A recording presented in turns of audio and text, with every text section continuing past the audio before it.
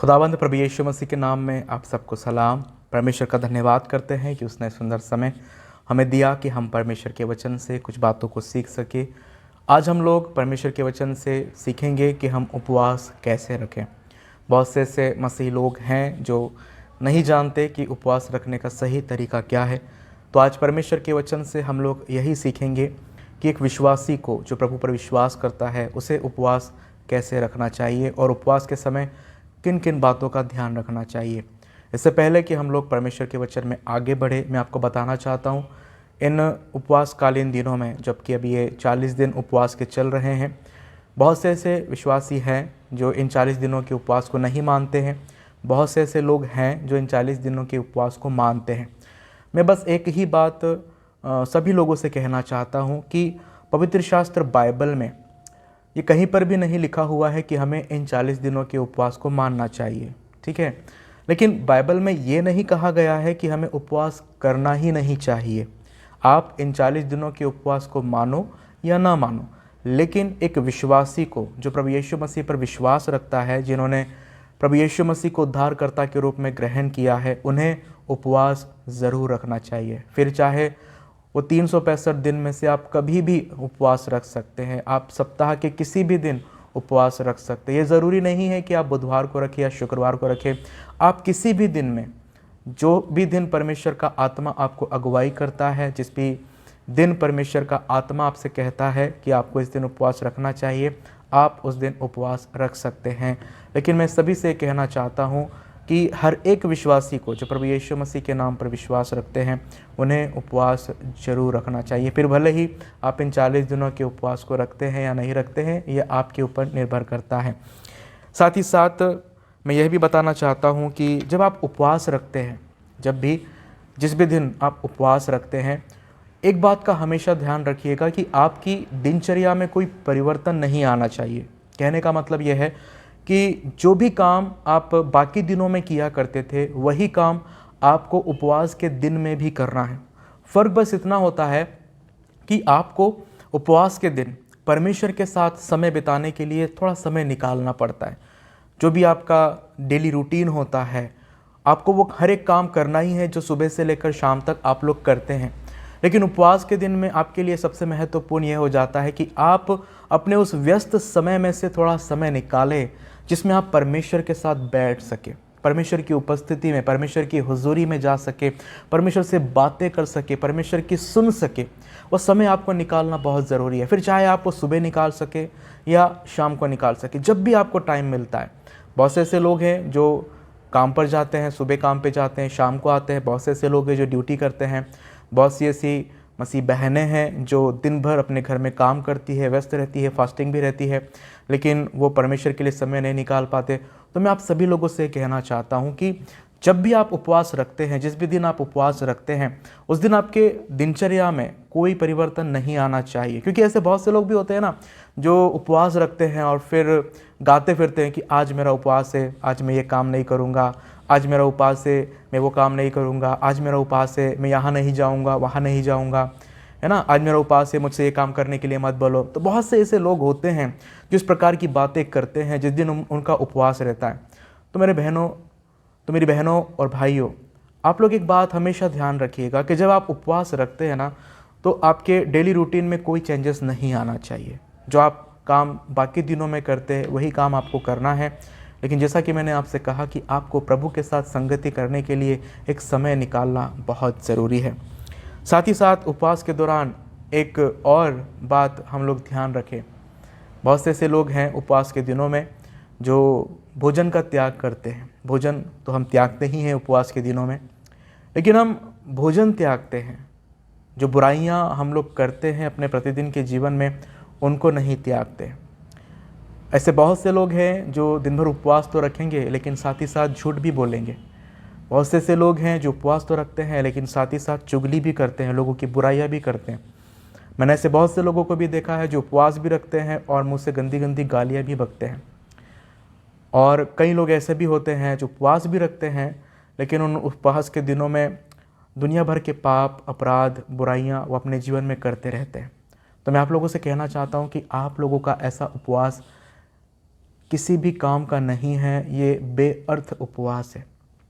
क्योंकि जब आप उपवास रखते हैं, आप भोजन को तो त्याग रहे हैं, लेकिन जो बुराइयां हम करते हैं उन्हें नहीं त्याग रहे। तो फिर हमारे उपवास करने का क्या मतलब हो जाएगा? आपने सिर्फ शरीर के अंदर जाने वाला भोजन त्यागा है, लेकिन आपकी आत्मा को नुकसान पहुंचाने वाली चीज़ों से आपने अपने आप को दूर नहीं रखा। हम भोजन खाते हैं वो हमारे शरीर के लिए होता है, लेकिन कई ऐसी बुराइयां हैं, बहुत से ऐसे पाप और अपराध हैं जिन्हें हम अपने जीवन में करके अपनी आत्मा को घायल करते हैं। हम उपवास क्यों करते हैं? अपनी आत्मा के लिए ही ना करते हैं।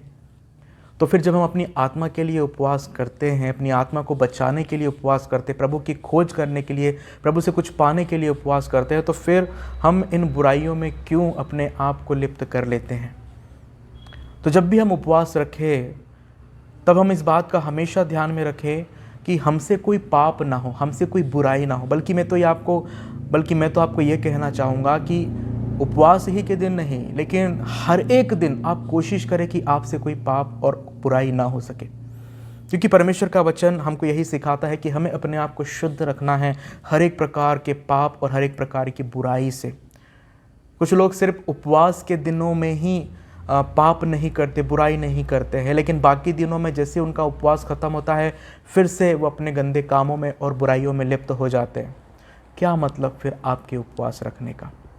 हाँ, अगर आप किसी बुराई से छूटना चाहते हैं, आप चाहते हैं कि आपके जीवन में जो गंदगी है, जो पाप है, और आप उससे छुटकारा पाना चाहते हैं, तो आप उपवास के साथ परमेश्वर से उसके लिए मांग सकते, प्रभु से कह सकते हैं कि प्रभु मेरे जीवन में ये बुराई है, मेरे जीवन में ये पाप है, आप मुझे इससे छुटकारा दीजिए। परमेश्वर जरूर आपको चंगाई देगा, परमेश्वर जरूर आपको आपकी उस बुराई से छुड़ाएगा।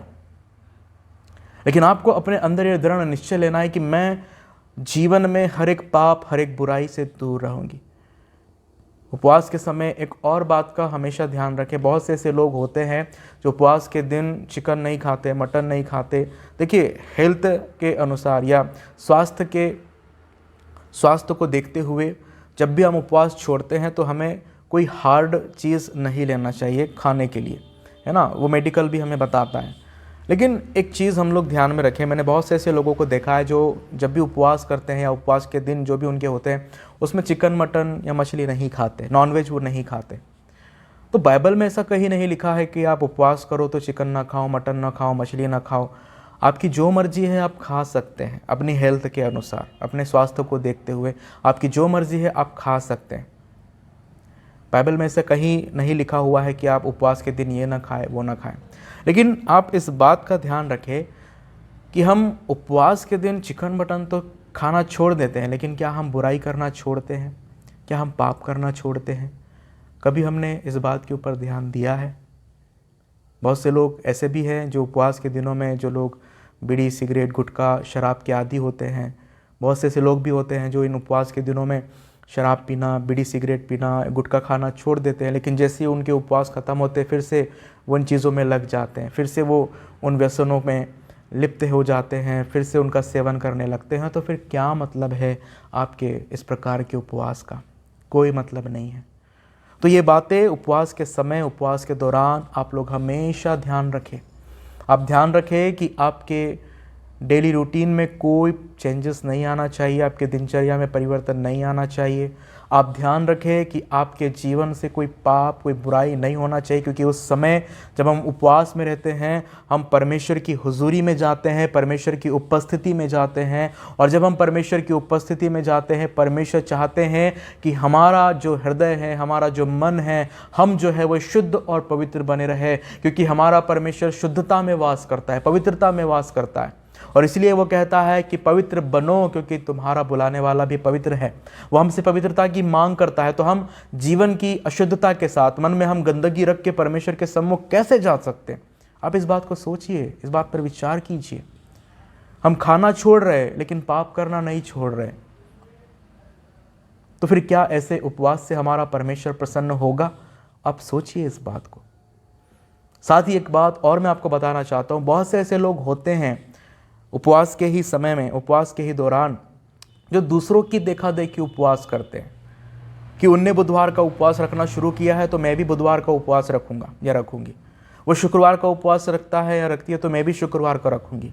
वो सप्ताह में 3 दिन उपवास रखता है तो मैं भी रखूँगी। उनने 40 दिन के उपवास रखा तो मैं रखूँगी। प्रियो, हमें ऐसी नकल नहीं करना है। उनको परमेश्वर ने अगुवाई दिया है उन दिनों में उपवास करने के लिए कि क्या आपको परमेश्वर ने अगुवाई दिया है कि आप बुधवार का या शुक्रवार का उपवास रखें? अगर परमेश्वर का आत्मा आपको अगुवाई देता है तो आप ज़रूर उपवास रखें, फिर चाहे वो किसी भी दिन परमेश्वर का आत्मा आपको अगुवाई कर रहा हो। हम लोग अपने परिवार के लिए मंगलवार के दिन प्रार्थना करते हैं। हमारा पूरा परिवार मंगलवार के दिन फास्टिंग में रहता है, उपवास में रहता है और परमेश्वर से प्रार्थना करता है। हम अपने पूरे घराने के लिए प्रभु से प्रार्थना करते हैं और जो सेवा प्रभु ने हमें दी है उन सेवकाइयों के लिए हम प्रभु से प्रार्थना करते हैं। जो बोझ प्रभु ने हमें दिया है सेवा का, हम उसके लिए प्रभु से सामर्थ्य पाने के लिए उपवास के साथ प्रभु से प्रार्थना करते हैं। और इसके लिए भी प्रभु ने ही हमें अगुवाई दी है। प्रभु ने हमसे कहा, प्रभु ने हमें बताया कि हमें मंगलवार के दिन उपवास के साथ प्रभु के चरणों में जाना, प्रभु से सामर्थ्य मांगना है। तो ये ज़रूरी नहीं है कि हम मंगलवार के दिन रखते हैं तो आप भी रखना शुरू कर दें। नहीं, अगर परमेश्वर का आत्मा आपसे कह रहा है, प्रभु का आत्मा आपको बोल रहा है, अगर आपको आत्मा की अगुवाई होती है तब आप उपवास रखें। प्रभु से मांगे कि प्रभु किस दिन चाहता है कि आप उपवास के साथ उसके करीब जाएं। किसी की देखा देखी ना करें, किसी के कहने में आकर ना करें या एक रूढ़िवादी परंपरा के अनुसार इसको फॉलो ना करें। इसके लिए आत्मा की अगुवाई होना, परमेश्वर का मार्गदर्शन होना, प्रभु की अगुवाई होना बहुत ज़रूरी है उपवास के लिए, जब भी आप उपवास रखते हैं। आखिरी बात, जब भी आप उपवास रखें, आपके जीवन में एक उद्देश्य होना बहुत ज़रूरी है जिसके लिए आप उपवास करें। क्योंकि बिना उद्देश्य के उपवास रखना उसका कोई मतलब नहीं है। आप चाहे पुराना नियम देख लो, चाहे नया नियम देख लो, आपको हर कहीं यही देखने को मिलेगा कि जितने भी लोगों ने उपवास किया, उन्हें उपवास करने के पीछे, उनका उपवास करने के पीछे एक उद्देश्य था, एक लक्ष्य था। वो प्रभु से कुछ पाना चाहते थे, वो प्रभु में कुछ खोज रहे थे, वो कुछ पाना चाहते थे। उनकी कुछ मांग थी परमेश्वर से और उसे परमेश्वर से पाने के लिए वो उपवास के साथ प्रभु के चरणों के निकट जाते हैं। जब हम शमूएल की दूसरी पुस्तक पढ़ते हैं और उसके 12वें अध्याय में आते हैं तो वहां पर हम लोग दाऊद के उपवास को देखते हैं। दाऊद ने उपवास रखा क्योंकि बत्शेबा से जो उसका बेटा उत्पन्न हुआ था वो बीमार था और मरने पर था, और दाऊद ने उपवास के साथ परमेश्वर से प्रार्थना किया, उपवास किया ताकि उसका बेटा बच जाए। तो जब तक उसका बेटा जीवित रहा, वचन में लिखा हुआ है कि वो उपवास करता रहा। लेकिन जैसे ही उसके बेटे की मृत्यु हो गई, उसने उपवास करना छोड़ दिया और वो अपने सेवकों से कहता है कि मेरे लिए भोजन ला। वो उठता है, नहाता धोता है, अपने आप को तैयार करता है और भोजन मंगवाता है अपने सेवकों से। उसके सेवक आके पूछते हैं कि भाई, जब तक तेरा बेटा बीमार था तब तक तू उपवास करता रहा, अब जबकि वो मर गया है तो तूने उपवास करना छोड़ दिया। दाऊद उन लोगों से कहता है कि जब तक वो बीमार था, जब तक वो अस्वस्थ था, तब तक मेरे जीवन में एक उम्मीद थी कि परमेश्वर मेरी प्रार्थना को सुनकर उसे जीवन दान दे देगा। लेकिन अब जब वो मर गया है तो मैं उसे अधोलोक में से जाकर निकाल कर नहीं ला सकता, इसलिए वो उपवास करना छोड़ देता है। तो लेकिन मैं आपको बताना चाहता हूं कि वहां पर दाऊद के उपवास करने का एक उद्देश्य था। वो अपने बेटे की चंगाई के लिए परमेश्वर से प्रार्थना कर रहा था उपवास के साथ। वो उपवास के साथ परमेश्वर के सम्मुख गया ताकि परमेश्वर की दया अगर हो तो उस बेटे को जीवन दान मिल जाए। लेकिन वैसा नहीं हुआ वहां पर। और जैसे ही उस बेटे की मृत्यु का समाचार उसको मिला, उसने उपवास करना छोड़ दिया। साथ ही आप पढ़ सकते हैं इतिहास की दूसरी पुस्तक और उसके 20 अध्याय पहले और दूसरे वचन में, यहोशापात ने भी, जब उसको ये मालूम पड़ा कि उसके ऊपर संकट आया है, एक बड़ी विपत्ति उसके जीवन में आई है, वचन में लिखा हुआ है कि वो उपवास के साथ, दूसरे वचन में लिखा है वो उपवास के साथ यहोवा को खोजने लगा, यहोवा को ढूंढने लगा, यहोवा की बाट जो होने लगा उपवास के साथ। यहोशापात ने भी उपवास रखा क्योंकि वो परमेश्वर को खोज रहा था ताकि वो उसको उसके संकट से निकाले, उसकी विपत्ति से निकाले। एस्तर ने उपवास का प्रचार करवाया, क्यों? क्योंकि वो अपने लोगों को बचाना चाहती थी। नहम्याह ने उपवास रखा क्योंकि वह चाहता था कि यरूशलेम की जो शहरपनाह टूटी हुई है, उसके जो फाटक जले हुए हैं, वो फिर से बहाल किए जाएं। प्रभु यीशु मसीह ने उपवास रखा क्योंकि वो अपनी सेवकाई के दौरान अपने आप को प्रिपेयर कर रहे थे, तैयार कर रहे थे, ताकि उस सेवा को जो परमेश्वर ने उन्हें दी उसे शुरू करने से पहले वो परमेश्वर की सामर्थ, पवित्र आत्मा की सामर्थ को मांग सके। और वो 40 दिन निराहार रहे प्रभु यीशु मसीह। तो जितने भी एग्जाम्पल हम लोग देखेंगे बाइबल में, से बहुत से उदाहरण है। एलिया के विषय में आप ले लीजिए, एजरा के विषय में आप ले लीजिए, ऐसे बहुत से एग्जाम्पल आपको मिलेंगे जिन्होंने उपवास करे, लेकिन उनका उपवास करने के पीछे एक उद्देश्य था, एक लक्ष्य था। वो किसी की देखा देखी उपवास नहीं करते थे। हमें भी जब हम उपवास करते हैं, हम ध्यान रखें कि हमारे उपवास के पीछे एक लक्ष्य होना चाहिए, एक उद्देश्य होना चाहिए। ये नहीं कि 40 दिन के उपवास पुराने ज़माने से चले आ रहे हैं, हमारी परंपरा इसको पालन कर रही है तो हम भी इसको फॉलो करें। नहीं, अगर आपकी आत्मा आपको अगुवाई करते हैं तो आप उपवास रखें, फिर 40 दिन रखें, 21 दिन रखें, 7 दिन रखें, 3 दिन रखें, 1 दिन रखें, किसी भी दिन रखें, कितने भी दिन रखें, लेकिन तब रखें जब परमेश्वर का आत्मा आपको अगुवाई करे, तभी आप उपवास रखें। अन्यथा आपका उपवास करना किसी मतलब का नहीं होगा। तो ये बात आप लोग अपने जीवन में ध्यान रखिएगा उपवास के दौरान। आइए हम लोग उन बातों को सीखते हैं जो परमेश्वर के वचन से हमें सीखना ज़रूरी है कि हमें उपवास कैसे रखना चाहिए। सबसे पहली बात मत्ती के सुसमाचार और उसके 6 अध्याय और उसके 16 और 17 वचन में लिखी हुई है। प्रभु यीशु मसीह वहाँ पर हमें यह बताते हैं कि हमें उपवास कैसे नहीं रखना चाहिए और कैसे रखना चाहिए। 16वें वचन में प्रभु यीशु मसीह कहते हैं, मैं आप लोगों के लिए पढ़ रहा हूँ, वहाँ पर लिखा हुआ है, जब तुम उपवास करो तो कपटियों के समान तुम्हारे मुंह पर उदासी न छाई रहे। अब ये एक बहुत ही महत्वपूर्ण बात है। देखिए, जब हम उपवास रखते हैं तो उस उपवास के दौरान में हमारे चेहरे पर बारा नहीं बचना चाहिए। बहुत से ऐसे लोग होते हैं जो उपवास रखते हैं और उनका चेहरा बयां करता है कि उन्होंने उपवास किया है। कुछ तो ऐसा है जिसके कारण वो उदास है, मायूस है, थके हुए से लग रहे। कई लोगों के चेहरे को देखकर ही आप ये अंदाज़ा लगा लोगे कि उन्होंने उपवास रखा है, क्योंकि वो चेहरे से उनके हाव भाव बता देते हैं कि उन्होंने उपवास रखा है। और प्रभु यीशु मसीह यही तो बताना चाह रहे हैं। वो कहते हैं कि जब भी तुम उपवास करो तो कपटियों के समान तुम्हारे मुंह पर उदासी न छाई रहे। कई लोग ऐसे भी होते हैं कि जब उपवास रखते हैं और उनसे पूछा जाता है कि भाई आप खाना क्यों नहीं खा रहे, मेरा उपवास है, एकदम मुंह लटका के, मायूसी के साथ, उदासी के साथ वो कहते हैं कि आज मेरा उपवास है। प्रभु हमारे जीवन से यह नहीं चाहता। प्रभु यीशु मसीह क्या कहते हैं कि तुम्हारे मुंह पे उदासी ना छाई रहे। लिखा हुआ है, क्योंकि वे अपना मुंह बनाए रहते हैं ताकि लोग उन्हें उपवासी जाने। अब जो प्रभु यीशु मसीह ने यहाँ पर यह शब्द उपयोग किया है ना, बहुत से ऐसे लोग होते हैं जो ढिंढोरा पीटते रहते हैं, लोगों को बताते रहते हैं, उनके चेहरे पर ही लिखा हुआ होता है कि आज उन्होंने उपवास रखा हुआ है। और प्रभु यीशु मसीह ऐसे लोगों को धर्मी नहीं कह रहा है। प्रभु यीशु मसीह ऐसे लोगों को कह रहा है कपटी, जो लोग अपने चेहरे से ही इस बात को बयां करते हैं कि उन्होंने आज उपवास रखा है।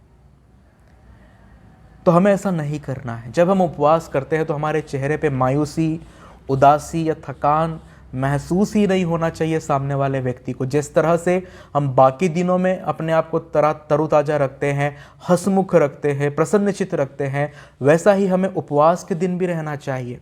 उपवास के दिन हमारा चेहरा लटका हुआ नहीं रहना चाहिए। उपवास के दिन हमारे चेहरे पे जो बाकी समय में स्माइल रहती है वही स्माइल रहना चाहिए, वही मुस्कुराहट रहना चाहिए, वही चमक रहना चाहिए, वही रौनक रहना चाहिए। प्रभु ये चाहता है हमारे जीवन से। इसलिए तो प्रभु यीशु मसीह कहते हैं कि मैं तुमसे सच कहता हूँ कि वे अपना प्रतिफल पा चुके। जो लोग ऐसा करते हैं वे अपना प्रतिफल अपने जीवन में पा चुके। लेकिन प्रभु यीशु मसीह कहते हैं, परंतु जब तू उपवास करे तो अपने सिर पर तेल मल और मुँह धो। कितनी सुंदर बात प्रभु कहते हैं कि जब तू उपवास करे तो अपने सिर पर तेल लगा और अपना मुंह धो, ताकि लोग नहीं परंतु तेरा पिता जो गुप्त में है तुझे उपवासी जाने। प्रभु यीशु मसीह यहाँ पर हमें यह बताना चाह रहे हैं कि जब हम उपवास करते हैं तो ये बात लोगों के ऊपर प्रकट नहीं होना चाहिए हमारे हाव भाव के द्वारा या हमारे शब्दों के द्वारा, हमारे चेहरे के द्वारा। ये प्रकट नहीं होना चाहिए। कई लोग ऐसे भी होते हैं जो बताते फिरते हैं कि आज मेरा उपवास है, आज मेरा उपवास है, आज मेरा उपवास है। नहीं, इस चीज़ नहीं होना चाहिए। हाँ, परिस्थितियाँ कुछ ऐसी होती है जब आपको विवश होकर सामने वाले को बताना पड़ता है कि हाँ आज हमने फास्ट रखा है, हमारे उपवास चल रहे हैं या हमारा उपवास है। वो चीज़ अलग हो जाती है। लेकिन जब आप लोगों को ये बताते भी हो ना, तब उस समय आपके चेहरे पर एक स्माइल होनी चाहिए, एक मुस्कुराहट होनी चाहिए, आपके चेहरे का नूर एक अलग होना चाहिए। क्यों? क्योंकि उपवास के समय में हम परमेश्वर की हुजूरी में होते हैं, परमेश्वर की उपस्थिति में होते हैं। और जब हम परमेश्वर की उपस्थिति में हैं तो हमें हमारे चेहरे पे उदासी नहीं होना चाहिए। जब हम परमेश्वर की हुजूरी में चलते हैं तो हमारे चेहरे में प्रसन्नता होनी चाहिए, हमारा मन अंदर से आनंदित होना चाहिए। या नहीं कि हाँ आज मेरा उपवास है। नहीं प्रियो, इस तरह के भाव को हमें प्रकट नहीं करना। प्रभु साफ साफ कहते हैं कि जो लोग ऐसा करते हैं वे कपटी है और वे अपना प्रतिफल पा चुके। जब हम उपवास करते हैं तो हमें लोगों को नहीं बताना है, हमें उस खुदावंद को बताना है जो गुप्त में देखता है और जो गुप्त में प्रतिफल देने वाला परमेश्वर है। हमें उस परमेश्वर यहोवा के सम्मुख अपने आप को उपवासी जानना है।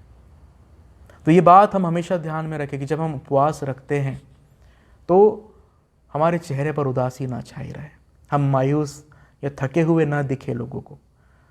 हम बल्कि जिस दिन उपवास रहता है ना, उस दिन एक अलग ही एनर्जी हमारे अंदर आना चाहिए। मैंने महसूस किया जब मैं उपवास रखता हूँ, मैं सच बताता हूँ प्रियो, परमेश्वर आत्मा में एक नया बल मुझे प्रदान करता है। कमज़ोरी नहीं लगती, मेरा सर नहीं घूमता, मुझे चक्कर नहीं आते, और मेरे चेहरे को देखकर भी आपको नहीं लगेगा कि मैंने उपवास रखा है। क्योंकि प्रभु की उपस्थिति में रहना एक अलग ही आनंद का विषय है। उसमें एक अलग ही आनंद मिलता है, एक अलग ही खुशी मिलती है, एक अलग ही सुकून मिलता है उस प्रभु की हुजूरी में, उपवास में। और वो आप भी महसूस करोगे अपने जीवन में जब आप सच्चे दिल से गंभीरता के साथ उपवास रख के प्रभु की हुजूरी में जाओगे। मैं विश्वास करता हूँ आपका पेट गुड़गुड़ नहीं करेगा, आपके पेट में चूहे नहीं दौड़ेंगे। यीशु के नाम से आप उन चूहे को मारोगे जो आपके पेट में दौड़ते हैं। आपके चेहरे पर उदासी नहीं होना चाहिए। अब जब आप प्रभु की हुजूरी में रहोगे आपको थकान महसूस नहीं होगी। जब आप प्रभु की हुजूरी में रहोगे आपको कमज़ोरी महसूस नहीं होगी। जब आप प्रभु की हुजूरी में रहोगे आपको चक्कर नहीं आएंगे। जब आप प्रभु की हुजूरी में रहोगे आपको दिन में तारे नहीं दिखाई देंगे कमज़ोरी के कारण। आप महसूस करोगे इस चीज़ को अपने जीवन में जब आप प्रभु की उपस्थिति में जाओगे। क्यों? क्योंकि वो परमेश्वर जो गुप्त में आपको देखता है वो आपको उपवासी जानता है, और वो परमेश्वर आपको सामर्थ्य देता है जब आप अगुवाई में होकर, पवित्र आत्मा की अगुवाई में होकर उपवास रखते हैं। तब परमेश्वर ही आपको सामर्थ्य देता है।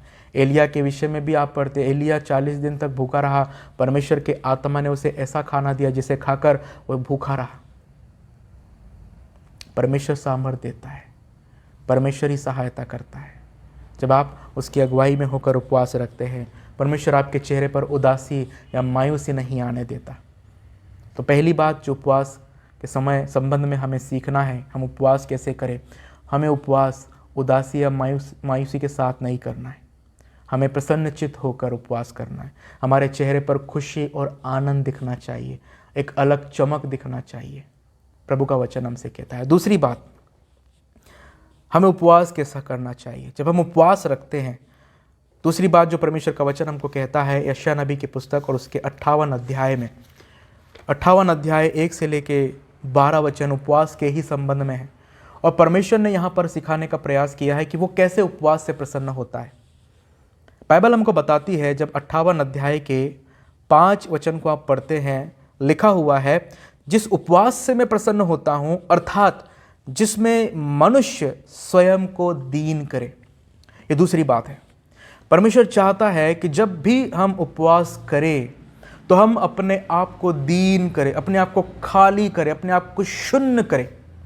हम अपने अंदर के सारे अहंकार को, अपने अंदर के सारे घमंड को हम एक तरफ रख दें और परमेश्वर से कहे कि प्रभु सिर्फ तू है, तू ही मेरा राजा है, तू ही प्रभु है, मैं कुछ भी नहीं हूँ, सिर्फ तू है।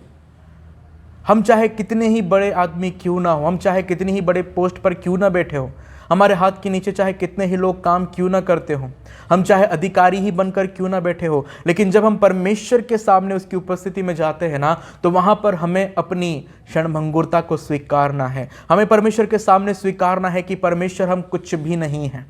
परमेश्वर हम घास की फूल के समान हैं। परमेश्वर हम ढलती हुई छाया के समान हैं। हमें स्वीकारना है। परमेश्वर का वचन कहता है कि हम स्वयं को दीन करें। दीन का मतलब है जिस तरह से हम अपने आप को खाली करें, पूरी तरह से परमेश्वर के ऊपर निर्भर हो जाएं पूरी तरह से। हम गरीबों को आप देखते हैं, जो भिखारी होते हैं, जो भीख मांगते हैं, आपने उन्हें देखा है? उनका जीवन कैसा है? उनका जीवन दूसरों पर निर्भर जीवन है। जब तक उन्हें कोई भीख नहीं देगा तब तक वो अपना जीवन यापन नहीं कर सकते। अर्थात उनका जो जीवन है, उनका जो हर दिन का जो जीवन है, वो दूसरों के दया पर डिपेंड रहता है। अगर कोई उन्हें भीख देगा तो उनके दिन भर के खाने का जुगाड़ होगा, प्रबंध होगा। उसी तरह से परमेश्वर चाहता है कि हम अपनी निर्भरता परमेश्वर के प्रति दिखाएं। हम दिखाएं कि हम परमेश्वर आपके बिना कुछ भी नहीं हैं। हमारा अस्तित्व आपके बिना कुछ भी नहीं है। जब तक आप हम पर अनुग्रह नहीं करेंगे, जब तक आप हम पर दया नहीं करेंगे, हम अपने जीवन में कुछ भी नहीं कर सकेंगे। ये हमें उपवास के दौरान परमेश्वर के सम्मुख अपने आप को प्रकट करना इस तरह से कि प्रभु, हम आपके बिना कुछ नहीं हैं, हम शून्य हैं, हम नगण्य हैं। फिलिपियों की पत्री के 2 अध्याय में लिखा हुआ है कि प्रभु यीशु मसीह जब इस दुनिया में आए तो उन्होंने अपने आप को शून्य किया, स्वर्ग का सिंहासन छोड़ दिया, वो महिमा छोड़ दी, वो सामर्थ्य छोड़ दी। प्रभु चाहते तो जब उन्हें क्रूस पर चढ़ाया जा रहा था, जब उन्हें पकड़ा जा रहा था, तो वो स्वर्ग से पलटन बुला सकते थे, 12 पलटन बुला सकते थे और उन्हें पकड़ने वालों को भस्म कर सकते थे पल भर में। लेकिन उन्होंने ऐसा नहीं किया। क्यों? क्योंकि उन्होंने हमारे लिए अपने आप को शून्य कर दिया। उन्होंने अपनी सारी महिमा, स्वर्ग का सिंहासन उन्होंने त्याग दिया सिर्फ हमारे लिए। और वो परमेश्वर हमसे मांग करता है कि हम उसके लिए सब कुछ त्याग दें, सब कुछ छोड़ दें। हम चाहे कितने ही बड़े क्यों ना हो, कितने ही बड़े पद पर क्यों ना बैठे हो, लेकिन हमारे अंदर 1% भी घमंड नहीं होना चाहिए। राजा अहाब के विषय में आप लोगों ने पढ़ा होगा, राजाओं की पुस्तक में आप पढ़िएगा, उस वचन में लिखा हुआ है कि जब राजा अहाब के विषय में एलिया नबी ने आकर भविष्यवाणी की तो वचन में लिखा हुआ है कि वो परमेश्वर के सम्मुख नम्र बन गया। वो राजा था, टाट ओढ़ गया, राख पर बैठ गया और विलाप करने लगा। और वचन में लिखा हुआ है, आप पढ़ सकेंगे राजाओं की पहली पुस्तक और उसके 21 अध्याय में, कि उसने विलाप किया, अपने पापों का पश्चाताप किया, अपने आप को दीन किया, अपने आप को नम्र किया और परमेश्वर की दया उस पर हुई।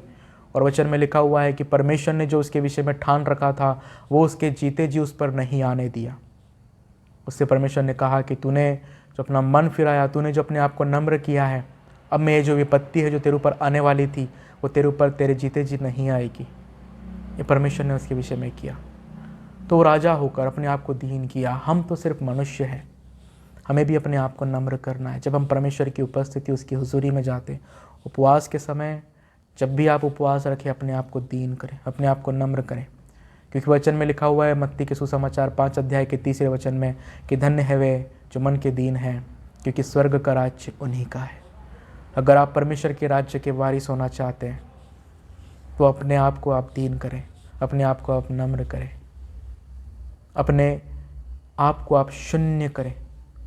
सारे अहंकार को, चाहे किसी भी विषय में हमारे मन में अहंकार क्यों ना भरा हुआ हो, घमंड क्यों ना भरा हुआ हो, हम उस अहंकार को, उस घमंड को एक तरफ करें और प्रभु से कहें, प्रभु मैं कुछ भी नहीं हूँ, सिर्फ आप ही है, आप ही मेरे प्रभु, मेरे परमेश्वर हैं।